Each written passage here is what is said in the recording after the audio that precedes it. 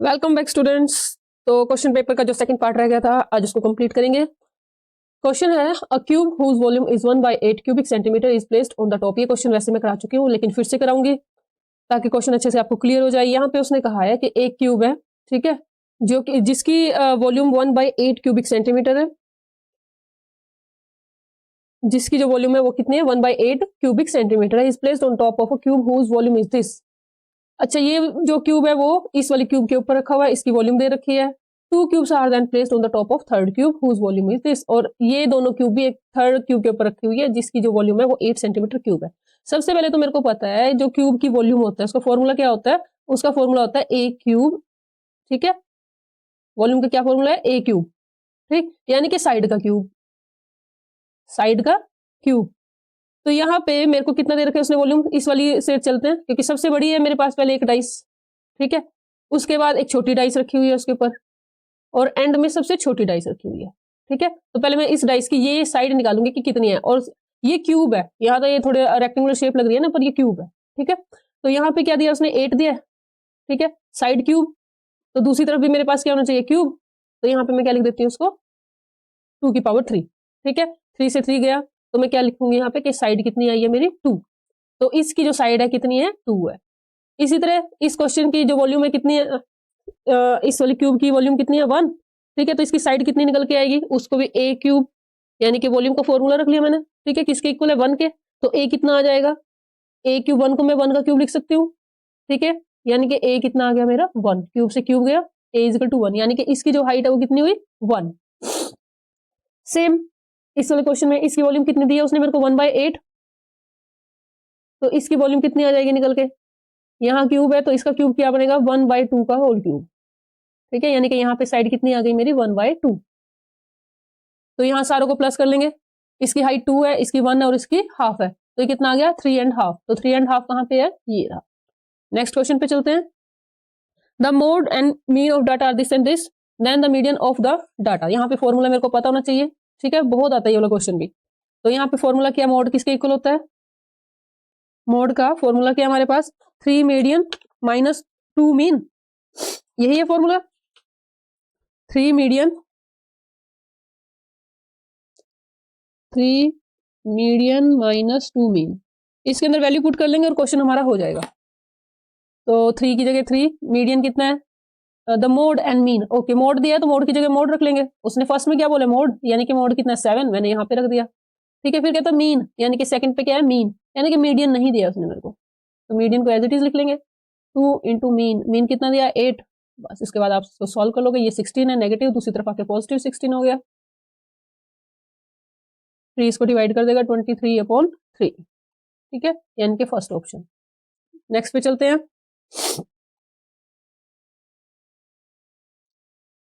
A box contains 90 disc numbered 1 to 90। एक disc पे क्या लिखा हुआ है,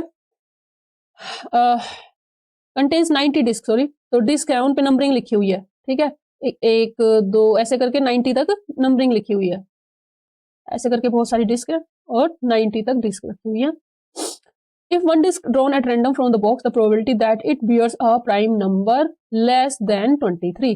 तो इसकी प्रोबेबिलिटी निकालनी है कि 23 से एक तो छोटा नंबर हो, ठीक है, और दूसरा क्या, वो नंबर क्या हो, प्राइम हो। तो प्राइम नंबर कौन कौन से होते हैं हमारे, प्राइम नंबर कहाँ से शुरू है 2, 3, ठीक है, और कौन सा नंबर है 5, 7, 11, 13, 17, 19, 23। 23 तो लेना नहीं है, नंबर लेस देन बोला उसने, तो कितने नंबर आए 1 2 3 4 5 6 7 8, ठीक है। तो 8 अपॉन क्या आएगा 90। तो यहाँ पे एक बार तो देख के ऐसा लगेगा कि 8/90 तो है ही नहीं यहाँ पे, है ना। तो सबसे पहले अपने क्वेश्चन को फोकस करना है, बिल्कुल एकदम से आंसर को नहीं देखने लग जाना हमने। यहाँ पे अब इसको 2 की टेबल पे कैंसिल करेंगे, 2 4 जा 8 और ये कितना आ गया 2 4 जा 8, 2 5 जा 10, यानी कि 4/45। तो यहाँ पे आंसर क्या आया मेरा डी। नेक्स्ट क्वेश्चन पे चलते हैं। If a digit is chosen at random from the digits this the probability that it is odd and is multiple of 3। Okay, तो यहाँ पे क्वेश्चन में क्या करेंगे, digit is chosen at random from this, एक डिजिट यहाँ इन numbers में से रैंडमली चूज कर लिया है, then probability that it is odd and is a multiple of 3। एक तो ऑड नंबर होए, ठीक है, यहाँ पे ऑड नंबर कौन से हैं और मल्टीपल ऑफ 3, ठीक है। तो ये नंबर ऑड है, ऑड नंबर पता है ना जो 2 से डिवाइड नहीं होता है, ठीक है। अब ये नंबर 3 का डिविजिबल है लेकिन ये ऑड नहीं है, तो इसको मैं नहीं ले सकती, ठीक है। ये नंबर क्या है, ये नंबर ऑड भी है और 3 से डिविजिबल भी है, ठीक। तो यहाँ पे कितने केस आए, 2, ठीक है ना। यहाँ पे जो नंबर ऑड है और मल्टीपल ऑफ 3 है वो 2 है, और टोटल नंबर कितने, प्रोबेबिलिटी निकालने का क्या फॉर्मूला क्या है प्रोबेबिलिटी का, कि जो उसके फेवर में है वो, ठीक है, favourable case upon total case. तो यहाँ पे टोटल है कितने नंबर्स, 9, तो मैं यहाँ पे क्या लिख दूंगी, 9, यानी कि ऑप्शन बी के साथ जाएंगे। नेक्स्ट क्वेश्चन पे चलते हैं अब। ओके, अब आगे हमारे असर्शन एंड रीजन। तो यहाँ पे क्वेश्चन क्या है मेरा, the length of the minute hand of clock is 7 centimetre, ठीक है। Then the area swept by the minute hand in 5 minute is this. सबसे पहले आप इस तरह क्वेश्चन अपने आप सॉल्व करके देखोगे कि उन्होंने ठीक बोला कि नहीं। ये रही तुम्हारी वॉच, ठीक है, इसमें मिनट हैंड है कितना बड़ा, इसकी जो लेंथ है 7 सेंटीमीटर है। 5 मिनट्स में उसने कितना एरिया कवर किया है, 5 मिनट्स में उसने कितना एरिया कवर किया है ये, ठीक है। तो सबसे पहले आपको पता होना चाहिए 1 डिग्री में कितने एंगल बनता है, 1 मिनट में कितने डिग्री का एंगल बनता है, सॉरी 1 मिनट में बनता है 6 डिग्री का एंगल, ठीक है।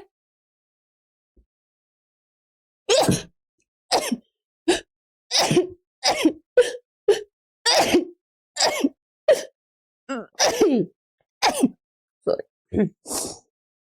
तो 1 मिनट में 6 डिग्री का एंगल बना है, ठीक है। 5 मिनट में कितना बनेगा, 6 × 5 यानी कि 30 डिग्री का, ठीक है। तो उसके बाद आप यहाँ पे फॉर्मूले में वैल्यूज पुट करके देखेंगे। फॉर्मूला क्या था हमारा इसमें, फॉर्मूला था एरिया निकालने का πr² थीटा अपॉन 360। तो यहाँ वैल्यूज सबकी पुट कर लेंगे और आंसर निकाल के देखेंगे, यानी कि 22/7। आर कितना है, जो घड़ी की ये लेंथ थी, ठीक है ना, जो उसके हैंड की लेंथ थी, यानी कि 7 × 7, ये रेडियस आ गया। थीटा कितने डिग्री का एंगल बनाया, अभी बताया है कि 5 मिनट में कितने डिग्री का एंगल बनेगा, 30 डिग्री का। तो यहाँ मैंने लिख दिया 30 अपॉन क्या लिखेंगे, 360। तो जब आप इसको सॉल्व कर लोगे तो सॉल्व करके यही आएगा आंसर, ठीक है। नेक्स्ट क्या कहा, the length of the an arc of a sector of angle theta and the radius r is given by this. तो यहाँ पे फॉर्मूला आर्क का ये होता है, मतलब अब उसने ये नहीं कहा कि एरिया का, एरिया से कोई रिलेशन नहीं, उसने सीधा पूछा लेंथ ऑफ आर्क, तो लेंथ ऑफ आर्क का फॉर्मूला यही होता है, ठीक है ना। तो ये बात भी बिल्कुल सही है। कहते both A and R are true, R is the correct explanation of A, नहीं, ये इसकी एक्सप्लेनेशन नहीं है, दोनों अलग अलग चीजें हैं। इसमें एरिया उसने पूछा है और इसमें मेरे को उसने फॉर्मूला बताया आर्क का। Both A and R true, दोनों के दोनों सही हैं, but R is not correct explanation of A. Yes, ये दोनों सही तो है लेकिन आपस में दोनों का कोई रिलेशन नहीं है, यानी कि ना ये इसको एक्सप्लेन कर रहा है ना ये इसको एक्सप्लेन कर रहा है। नेक्स्ट क्वेश्चन पे चलते हैं, वो भी असर्शन ही है। For any 2 positive integers a and b, HCF into LCM कितना आएगा, a × b आएगा। हाँ ये तो हमें पता ही है ना, फॉर्मूला ही है ना कि HCF into LCM is equal to first number into second number. Reason में क्या बोला उसने, the HCF of 2 number is 8, their product is this, then their LCM is 40। HCF दे दिया उसने मेरे को यहाँ पे, ठीक है, उनका प्रोडक्ट दे दिया, यानी कि उसने मेरे को एक रो फॉर्मूला लिख लेते हैं, देखो HCF इनटू एलसीएम, ठीक है, किसके इक्वल होता है, first number into second number के, ठीक है ना। तो उसने मेरे को HCF कितना दिया 8, एलसीएम कितना दिया, एलसीएम इज 40, यहाँ पे 40, और कह रहे दोनों नंबर का प्रोडक्ट कितना है 280। तो क्या ये दोनों इक्वल आ रहे हैं, ये कितना आया तो 320 आया और ये 280 है, तो दोनों इक्वल है ही नहीं है, ठीक है ना। अच्छा अब देखते हैं क्या कहता है, both A and R are true, नहीं जी क्योंकि आर तो ट्रू है नहीं है। Both A and R are true, ये भी नहीं लेंगे, फिर हम क्या कहेंगे, A is true but R is false. Yes, A का में फॉर्मूला बिल्कुल सही लिखा है, लेकिन जब हमने आर को सॉल्व करके देखा तो वो आंसर सही नहीं आया, तो सी ऑप्शन जाएगा इसका। नेक्स्ट क्वेश्चन पे चलते हैं, let D be the HCF of 24 and 36, find 2 number A and B such that. अच्छा ये क्वेश्चन देखो, क्योंकि अब यूक्लिड्स तो हमने लगाना नहीं है, बिना यूक्लिड्स के करना है क्वेश्चन, ठीक है ना। तो यहाँ पे उसने कहा डी क्या है, डी HCF है, डी क्या है, HCF है 24 और 36 का। Find 2 number A B such that D is equal to this. Okay, तो यहाँ पे इसको सॉल्व करते हैं। HCF कितना आएगा 24 और 36 का, आप फैक्टर बना के देख लेना, मेरे को पता है 12 है, जो इसको भी डिवाइड कर देता है इसको भी, ठीक है, 12 से बड़ा कोई नंबर है ही नहीं है, इसका मतलब HCF आ गया 12। HCF कितना आ गया 12। अगर आपको HCF एलसीएम नहीं निकालना आता तो आप मेरी वीडियोस देख सकते हैं, वहां से आपको पता चल जाएगा कि कैसे निकालते हैं। तो HCF कितना आ गया 12 आ गया, ठीक है। उसने कहा था HCF को आप डी से दिखाओ, यानी कि यहाँ पे जो डी है उसकी जगह मैं क्या पुट कर दूंगी 12, ठीक। यहाँ पे आ गया 24A plus 36B, sorry, okay. तो यहाँ पे 12 यहाँ पे भी है, यहाँ पे भी है, यहाँ पे मैं 12 कॉमन करके बाहर निकाल सकती हूँ, ठीक है ना। तो ये मैंने 12 निकाल दिया बाहर। यहाँ पे क्या बचा है 1, यहाँ पे क्या बचा है 2A प्लस 3B। अब मेरे को ऐसी इक्वेशन, यहाँ 1 है ना, मेरे को ऐसी A और B की वैल्यूज पुट करनी है जिससे मेरा जो आंसर है वो 1 आ जाए, ठीक है ना। तो यहाँ पे वैल्यू पुट करके देखो, पहले 1C पुट करके देखो। अगर मैं दोनों पॉजिटिव नंबर रखूंगी तो नंबर ज्यादा बड़ा हो जाएगा, जैसे यहाँ पे 1 पुट करा 2A 1 2 और ये 5, इसका मतलब एक नंबर नेगेटिव होएगा और एक नंबर क्या होएगा पॉजिटिव। तो 1 कैसे आ सकता है, अगर मैं A की जगह -1 पुट कर दूं, ठीक है, और B की जगह मैं क्या पुट कर दूं 1 पुट कर दूं, फिर मेरा आंसर बिल्कुल करेक्ट आता है, ठीक है। ये थोड़ा सा आपको करके देखना, ज्यादा दूर तक जाना भी नहीं पड़ेगा, ठीक है। एक 1 पुट करके देखना, -1 पुट करके देखना, 2 और -2, बस यहीं तक आंसर आ जाता है ऐसे क्वेश्चंस में। तो यहाँ पे मैंने A को -1 पुट किया तो ये क्या आ गया मेरा -2, ठीक है। इसको 1 पुट करके देखा B को तो ये कितना आ गया 3, तो 3 - 2 कितना आ जाएगा मेरा 1, यानी कि यहाँ पे मेरे पास वैल्यूज आ गई कि A है मेरा -1, ठीक है ना। A कितना है -1 और B कितना है 1। नेक्स्ट क्वेश्चन पे चलते हैं, स्टेटमेंट पढ़ो। Prove that 7√2 is a second,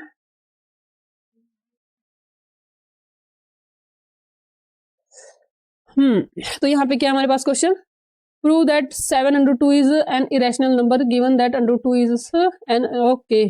तो यहाँ पे मेरे को ये प्रूव करना है कि जो 7√2 है वो क्या है, एक इरेशनल नंबर है, ठीक है जी। करते हैं इस क्वेश्चन को।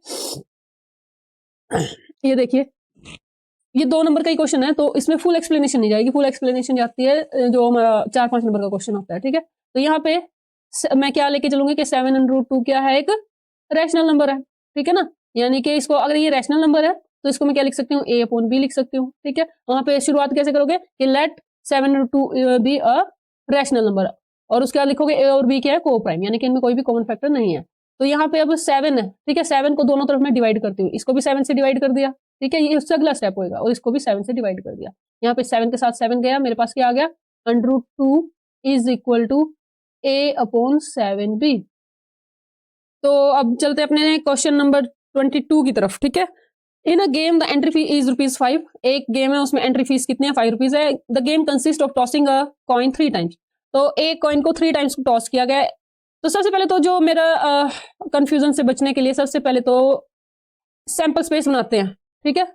The game consist of tossing a coin 3 times, ठीक है, एक कॉइन को 3 टाइम्स टॉस किया गया है या 3 कॉइन्स को सिंगल टाइम टॉस किया गया, बात एक ही है। सैंपल स्पेस बनाते हैं, क्या बनेगा, सैंपल स्पेस क्या होता है कि क्या क्या आउटकम्स हो सकती हैं, या तो तीनों के तीनों हेड आ जाएंगे, एक कॉइन पे क्या हो सकता है, तीनों के तीनों हेड भी आ सकते हैं, ठीक है, पहली बार में भी हेड आ गया, दूसरी में भी, तीसरी में भी, या फिर 2 बार हेड आ गए, एक बार टेल आ गया, ठीक है, या फिर एक बार हेड आया और अगली बार टेल आ गया, ठीक है।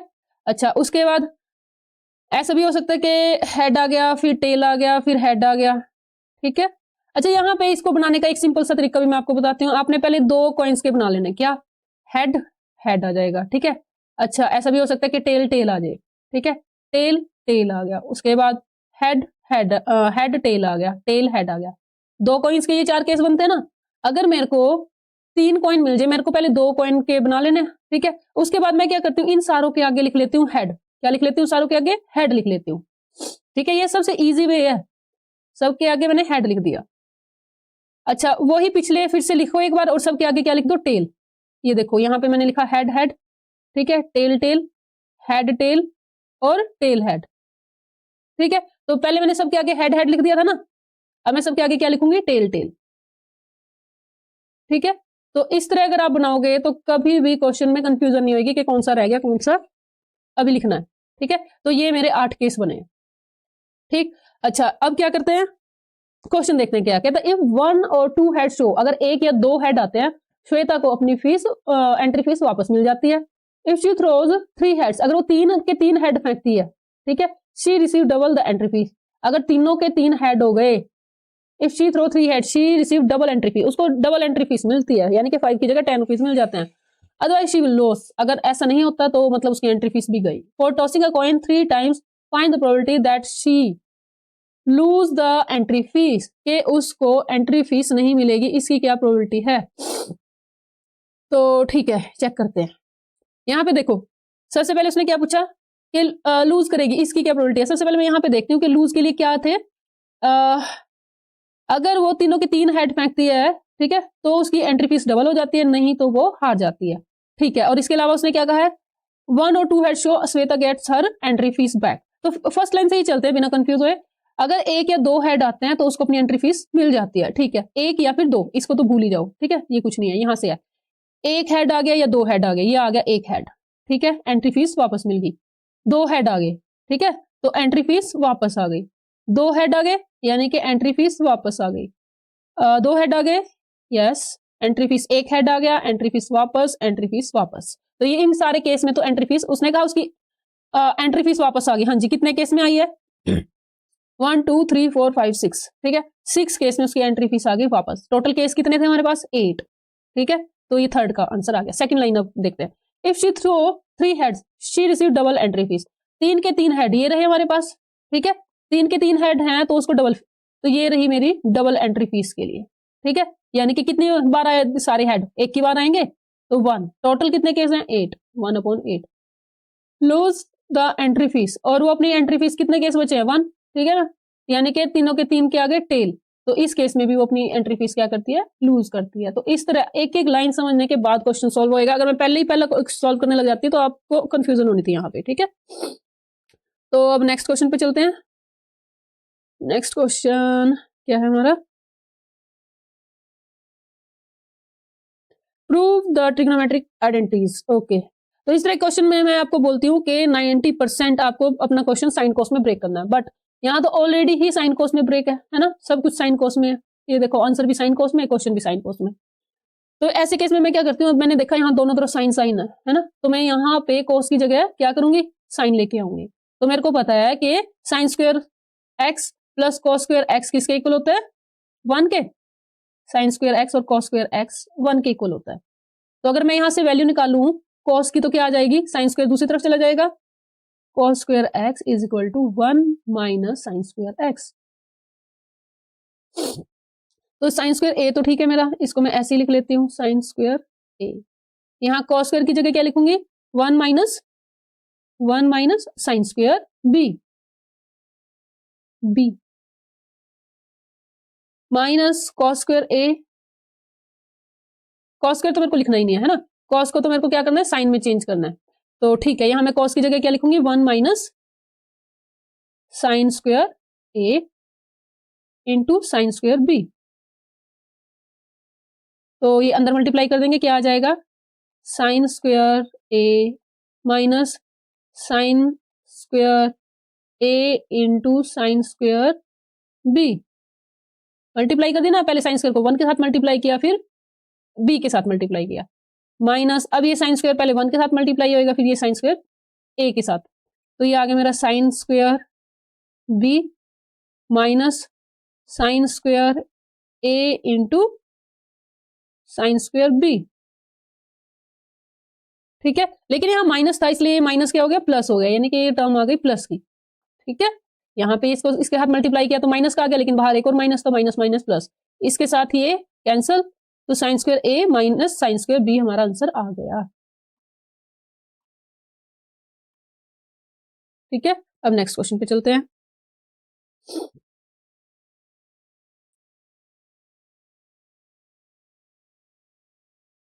क्वेश्चन नंबर 16 17 हो गए हमारे, काफी क्वेश्चन पढ़े हैं, क्वेश्चन 23 हो गया, ओके। तो 24 क्वेश्चन क्या कहता है, find the value of y for which the distance between point this and this is 10 units. Okay, तो यहाँ पे क्या करेंगे, कहता है y की वैल्यू निकालो, ठीक है, और आपको पॉइंट्स दे रखे हैं, ये देखो एक पॉइंट है मेरा p, ठीक है, दूसरा पॉइंट है मेरा q, कहता है दोनों के बीच का डिस्टेंस कितना है 10, ओके। तो p पॉइंट कितना है 2 माइनस 3, और q पॉइंट है मेरा 10 एंड y,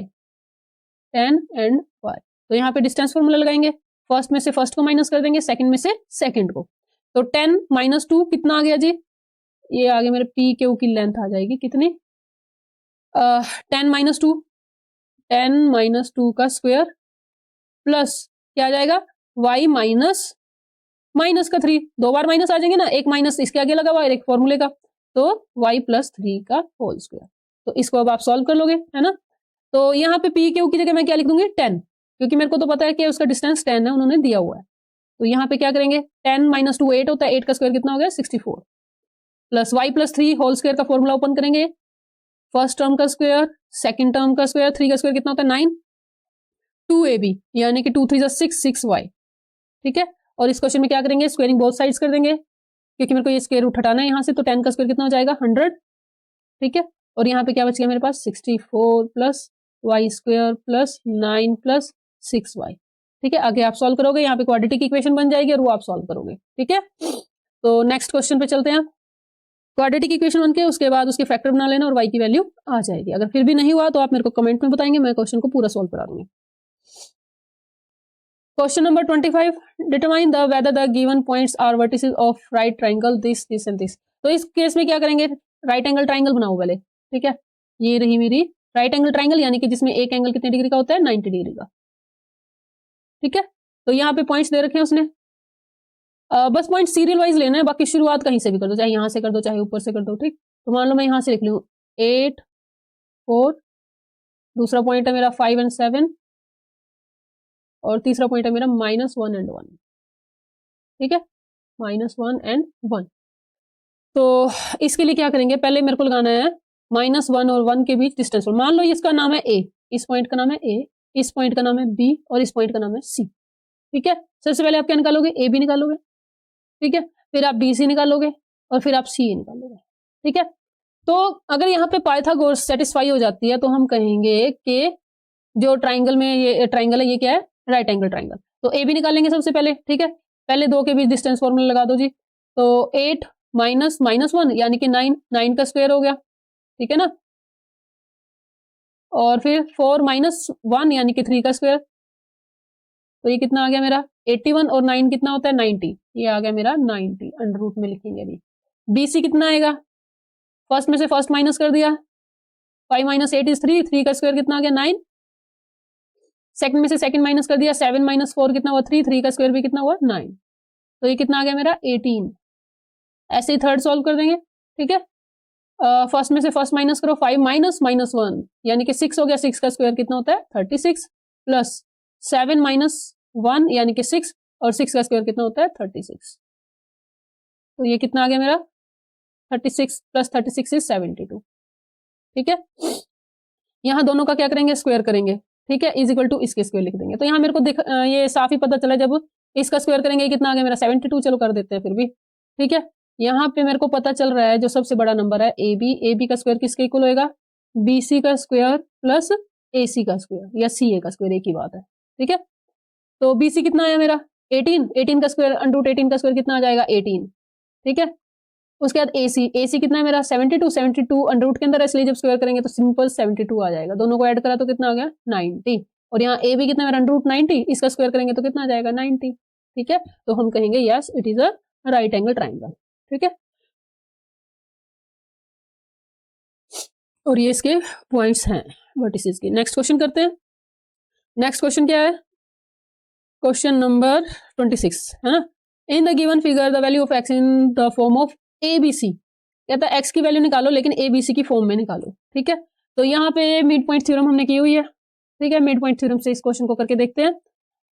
तो यहाँ पे क्वेश्चन क्या है मेरा सबसे पहले तो सिमिलर है ट्राइंगल्स दोनों के दोनों, है ना। यहाँ पे 50 डिग्री एंगल बना है तो यहाँ पे भी 50 डिग्री एंगल बना है। एल एम पैरेलल है किसके, पी एन के। ओके, यहाँ पे मैं क्या करूंगी, मेरे को पता है पी एन के अपॉन क्या लिख सकते हैं, पी एन अपॉन क्या लिखेंगे एल एम, है ना, यानी कि छोटी ट्राइंगल के अपॉन में बड़ी ट्राइंगल की साइड। अब दूसरी तरफ से देखते हैं। ठीक है, बेस की तरफ से, बेस में छोटी ट्राइंगल का क्या नाम है के एन। ठीक है ना, के एन अपॉन में क्या आ जाएगा, बड़ी ट्राइंगल की साइड। अब बड़ी ट्राइंगल की टोटल साइड कितनी हो जाएगी, ये वाला बी प्लस ये वाला सी। ठीक है, यानी कि इसके अपॉन में लिखूंगी मैं के एम। अब इनकी वैल्यूज पुट कर दो बस। पी एन कितना है जी, पी एन है एक्स, मैंने यहां पे रख दिया एक्स। एल एम कितना है ए, मैंने यहां पे रख दिया ए। ठीक है, इक्वल टू के एन अपॉन के एम। के एन कितना है, के एन कितना है सी, यहां पे रख दिया मैंने सी। के एम कितना है बी प्लस सी। ठीक है, तो उसने कहा एक्स सिर्फ इसको एक तरफ रखना है, इसी की तो वैल्यू निकालनी है, तो ए को दूसरी तरफ पहुंचा देंगे हम। ठीक है ना, तो एक्स इजकल टू कितना आ गया ए सी अपॉन बी प्लस सी। ठीक है, तो मैंने एक्स का आंसर निकाल दिया ए बी सी की फॉर्म में। ठीक है, अब नेक्स्ट क्वेश्चन पे चलते हैं। In the given figure find the value of x in, ये तो हो गया। Show that the line segment which joins the mid point of the oblique sides of a trapezium is parallel to the parallel sides. तो यहाँ पे क्या कहा उसने, show the line segment which joins the mid point of oblique sides of trapezium is parallel to the parallel sides.